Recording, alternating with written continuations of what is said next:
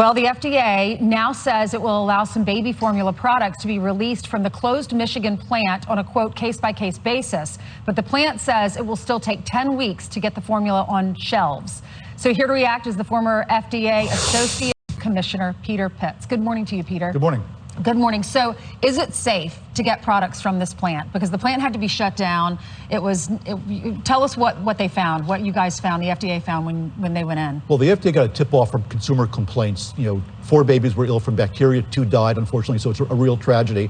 But the FDA hasn't been able to find bacteria in the Abbott plant product, but what they did find was absolutely essential to close the plant down. Lax safety protocols, water on the floor.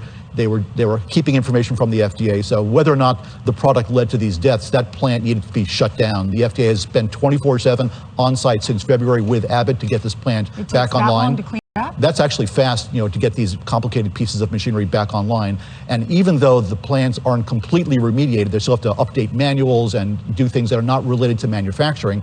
The FDA is going to allow Abbott to go back online for the 3 products of baby formula that it manufactures. You call this a consolidated industry. You said it's like a game of Jenga. If you pull one piece out, the whole place collapses. But we didn't know. I was thinking there were lots of different factories, lots of different companies that produce baby formula, but one factory is closed down and it affects this many families. Right, well, why is that? Well, this factory was shut down because of lax safety. Had to be shut down, full stop. But there could be an earthquake, there could be a storm, there could be a terrorist attack. So what we need to do is recognize that in these various industries that are consolidated, whether it's baby formula or sterile injectables, which is on the drug side of the FDA, there needs to be a strategy about what happens if a major manufacturer goes offline and there isn't. The FDA went in there in February, but what the FDA didn't do was say to parents, there might be some spot shortages here, be aware of that, be prepared, stock up. They waited for parents to go to the market, and all of a sudden the shelves are empty. And when you have a young child, you're already on edge. Quiet? That was a mistake. I think they might have said, well, we don't want to cause panic, if they thought about it at all. All right, so the problem is here. How do we fix it?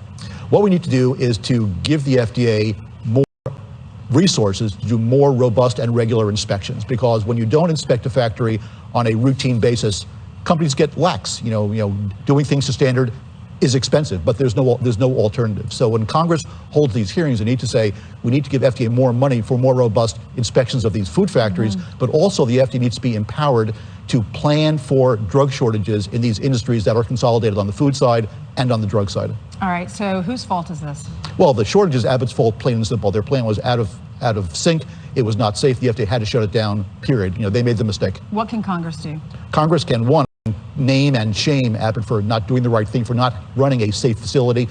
Tell FDA to develop strategic plans for consolidated industries, give them more money for food plant inspections, and restore faith in the eyes of the American public. Okay, Peter, thank you so much for coming on with us today. My pleasure. So many people are concerned about this story. Coming up, pro-life Democrats